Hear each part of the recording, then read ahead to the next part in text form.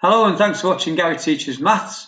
I'm continuing to go through the Edexcel higher tier paper from 2019, and this is paper 1, the non-calculator paper, and we're on question 4.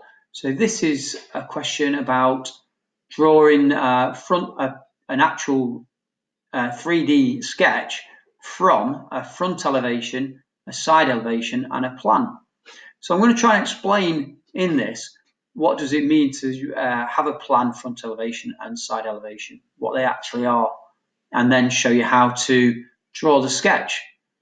So I'm going to look at a completely different thing first of all.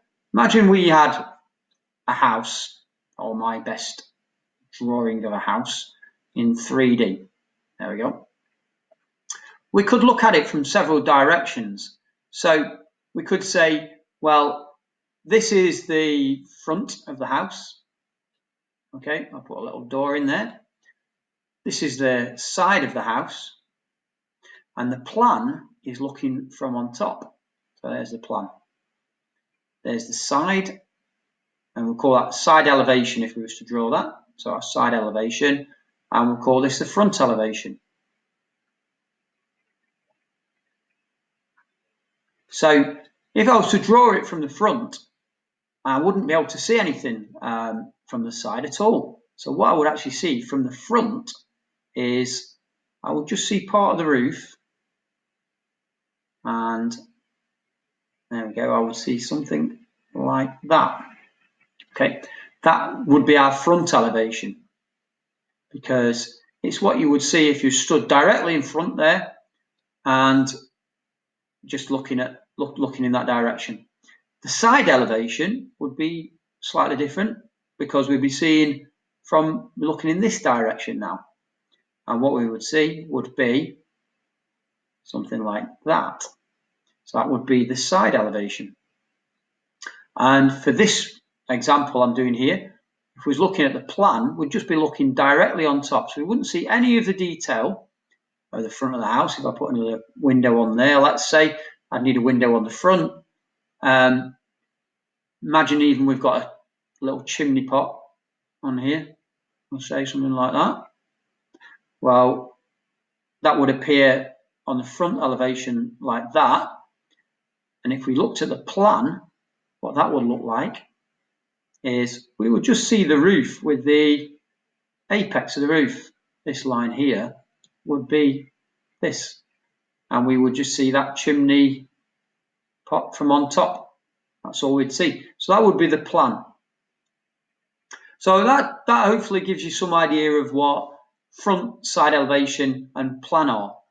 Now, in our question, it's we've got to try and visualize it really. So in 3D, we're seeing that the top of the shape is a circle, but in 3D we can't really draw it as a circle. We're going to draw it, it'll look a bit like an ellipse, like that.